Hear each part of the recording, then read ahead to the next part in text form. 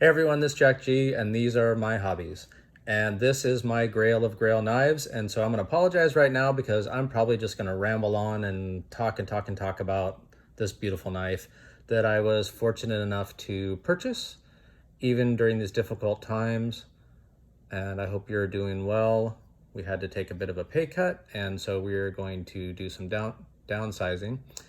But my wife said that if I finally sell the electric bike that is in our dining room, that I could spend the money on knives. And so I sold it as fast as I could, and I bought my Grail of Grail knives that I've been looking at for, I don't know, a year or more. This is the Koenig Mini Goblin. I will go through in detail, but I just kind of want to give you a quick look at it. It's just such a beautiful knife. And this is some custom anodizing. And I'll try to be a little bit more structured here in a minute and go through the 7 C's as I do, comparison, coolness, customizations, etc. But this is a 3-inch knife that I've been looking at for a long time, kind of been in the 3-inch phase, titanium as well. You'll kind of see the difference in the color of this titanium versus other ones that I'll bring out here. In fact, let's go ahead and jump right into the comparisons. So let's set that there. And let's compare it to a knife that you've seen before on my channel. This is the Sebenza 21. It's a beautiful knife. One of these days, I'll get it back to Peter after this pandemic is over. But you can see in comparison size-wise, both in terms of the blade, even though these are both 3-inch blades, titanium. So we're gonna try to keep it in that vein as far as comparisons go. It's a little bit longer in the handle, obviously a little different shape. Let's compare it to the Monterey Bay EZC 2.0, which I just purchased, which I love as well. This is M390 as well. This is titanium, but you can see general size-wise and the length of the blade. Great knife, loving this one. This one's really like breaking in, like I can't even describe how much better it's getting as it's been breaking in. It's kind of weird. Usually, I mean, knives get better as they break in, don't get me wrong, but everything on this just keeps tightening up. I'm just really impressed with it. And then this knife, the Brian Nadeau Sharp by Design. Let's go ahead and slide this up. Put that in here that you've seen in my video as well. 3-inch blade, titanium. Another knife that just, as the longer I've had this, the smoothness of the deploy, I could just go on and on about this, but I was so impressed with this. I have another one on order. So stay tuned for that here in a few months when that comes in, the large Evo Typhoon. But the deployment on this is just like butter. I had this over the weekend at July 4th, and I just flicked it all day, every day. But in comparison to the deployment on this Koenig Mini Goblin, this is like nothing you've ever experienced. I've never had anything like this before. So let's start to kind of go through that. Let's put these away a little bit here. And let's maybe do one more comparison. Let's compare it to the Rat 2, only just because, you know, high-end knives, not everybody has one. I'm just fortunate enough to be able to get one. Just as far as size goes, it's very close, as you can kind of see.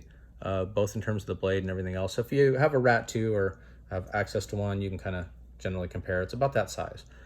So I've kind of been in this 3-inch blade phase, in part because I live in California and they're legal to carry around. And so I was looking for a really nice high-end Grail knife if I sold my bike, and clearly I did. So let's kind of walk around this knife a little bit, and then we'll go through some of the details. You can see the Koenig name here. You can see that it's a Warrencliff blade. This is M390 steel. It is polished, this custom knife. It's polished and then DLC coated. So you can, because it's polished before the coating goes on, you can see it catches the light differently. It's kind of a satin. It is the anodized. It's a little bit of a tan anodizing. Let's see if you can compare it to like this gray. It's kind of a little shiny of this gray, but you can kind of see the gray versus sort of the tan. Maybe, you see what I'm saying? Anyway, bronze anodized hardware on this pivot. You can see this flat pivot here means it's a Gen 2, Generation 2 version. The lockup, it's a really nice lockup on this one. The relief is just, it's just like butter. I mean, look at that. It's just crazy. It's just so smooth. Like literally, it's amazing. In fact, let's just talk about like the deployment and such. So it's a flipper. You have a little bit of jimping here. It's a really small flipper. See if we kind of compare it to the, right? Compare it to the EZC2, which is very similar, has a little jimping as well. But if you compare it to, say, now clearly, as we know, Brian Nadeau likes his large flipper tabs. So you can see size-wise, just a huge difference in the size here. Let's get rid of this. But the deployment on this, I can't get it to fail. Whether you do a push button, kind of push down like that, and it just flies out and you hear that snap. Look at the size of that stop pin. It's just really nice. Just really locks in there. Or you do a light switch, kind of pull down, it just flies out. It's amazing. Like, I just can't even, I can't even speak. It's so good.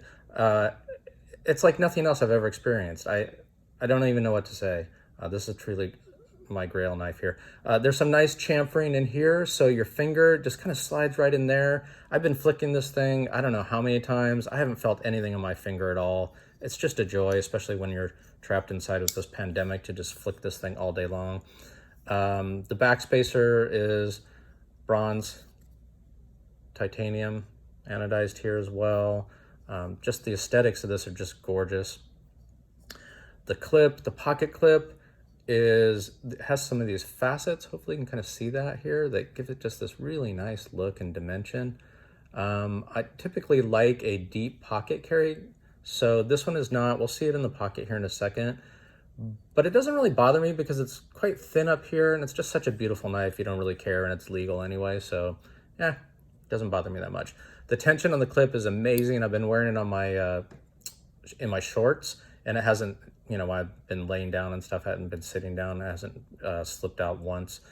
Normally I like the lock relief cut to be on the inside of knives because it kind of takes away from the aesthetics, in my opinion. But this just doesn't bother me, and I think that if you look at the beautiful design on this, I think it makes sense the way that it's done here, just from an aesthetics standpoint, in my opinion. Blade centering is, of course, amazing. Blade stock is quite thick, which we'll talk about when we talk a little bit more about the blade. Just amazing, just snaps, just locks in. In fact, while we're talking about the clip, let's go ahead and put it in the jeans pocket and see what it looks like. It's gonna stick up a little bit, but notice how easily it slides in there though. It really slides in and out.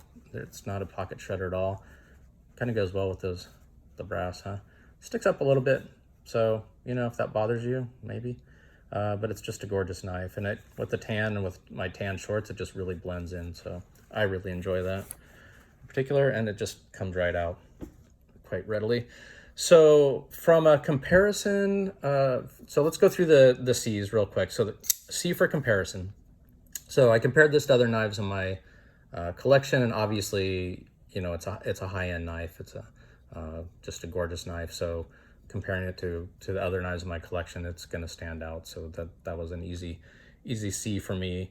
Coolness, man, are you kidding me? Look how beautiful this knife is. It's just gorgeous, isn't it? And it kind of reminds me, you know what it reminds me of when I first saw this? You know, the Koenigsegg car? In fact, here. Maybe, I don't know if you can see that with the lighting here. Like, isn't that a gorgeous car? Doesn't it just remind you of that? That probably won't come out very well, sorry.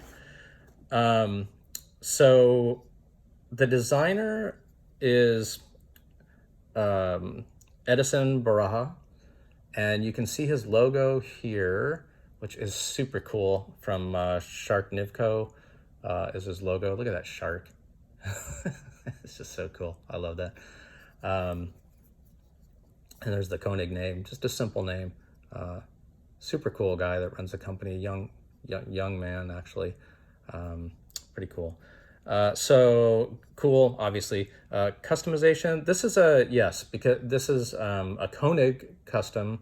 It was requested by a dealer, and they just everything from I want this to be DLC coated. I wanted this to be bronze anodized. You can have blue anodization. Do the backspacer differently. They have carbon fiber scales. Quite a few customizations you can do on this knife. So that's definitely a plus. So cut for the blade. It's a Warrencliff style blade. It's M390 steel, so love that. It is a gorgeous, beautiful satin DLC finish on here. It's hollow ground. Hopefully you can see that. Nice hollow ground. The one thing, and this is kind of a Warrencliff thing, it has a beautifully thick stock. Let's see, let's compare it to, I don't know, what do we have here we can kind of compare it to? I mean, this is a fairly thick stock as well on this EZC2. What's something else you probably, I don't know, let's look at the Sabenza. Well, it's a little rounded, it's kind of hard to tell. But it's a very, very thick stock here, but it does come to a very sharp point. And that's my only complaint, and I think everybody's only complaint to the Mini Goblin, excuse me, is that a little bit worry about like the tip breaking off. So, if they were to change one thing, I think that would be it. Although I've known a lot of people that have done a lot of hard work on these tips and they've had no problem at all, so I'm not too worried about that. Let's see.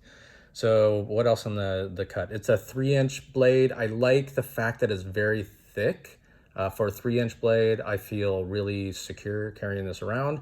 It's fairly weighty. There's a little bit of,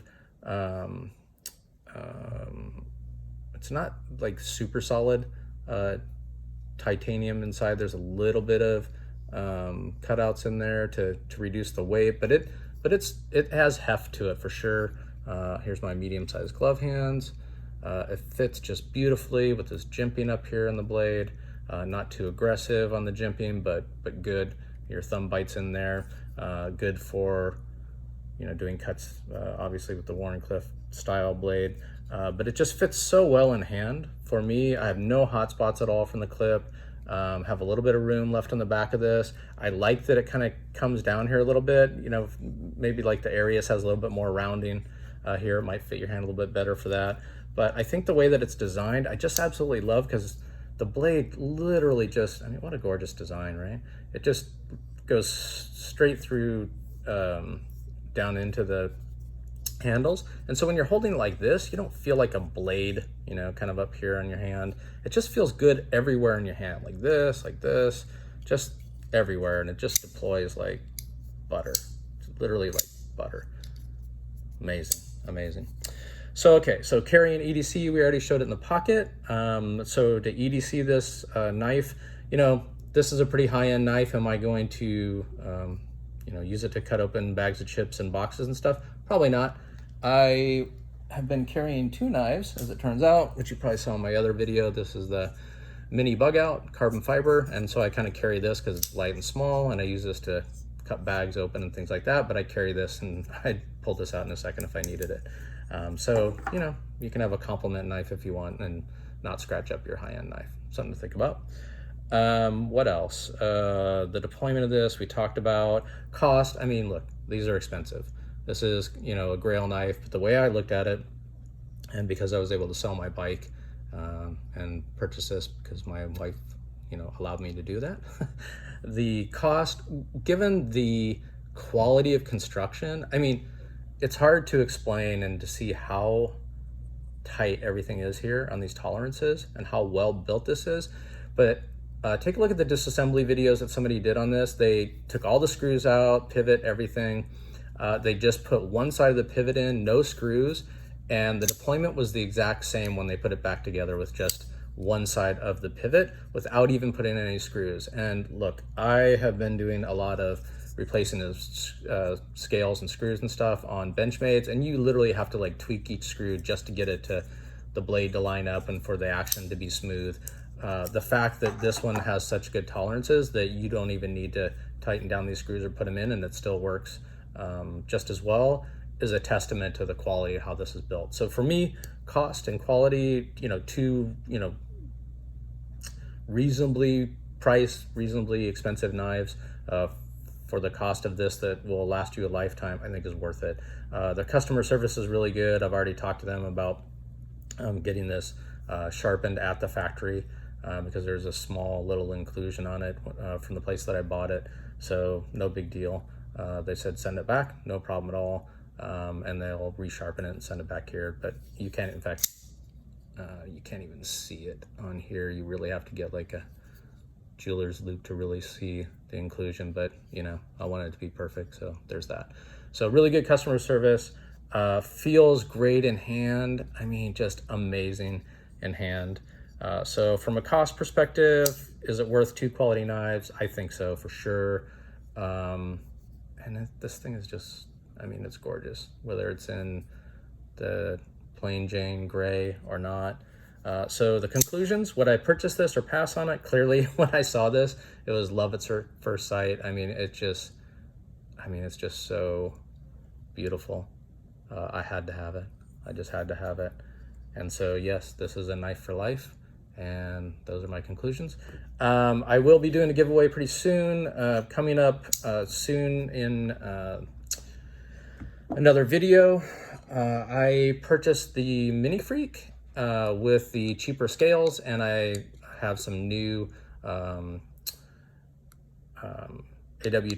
aluminum scales I'm going to put on this thing to replace these cheaper scales, so stay tuned for that.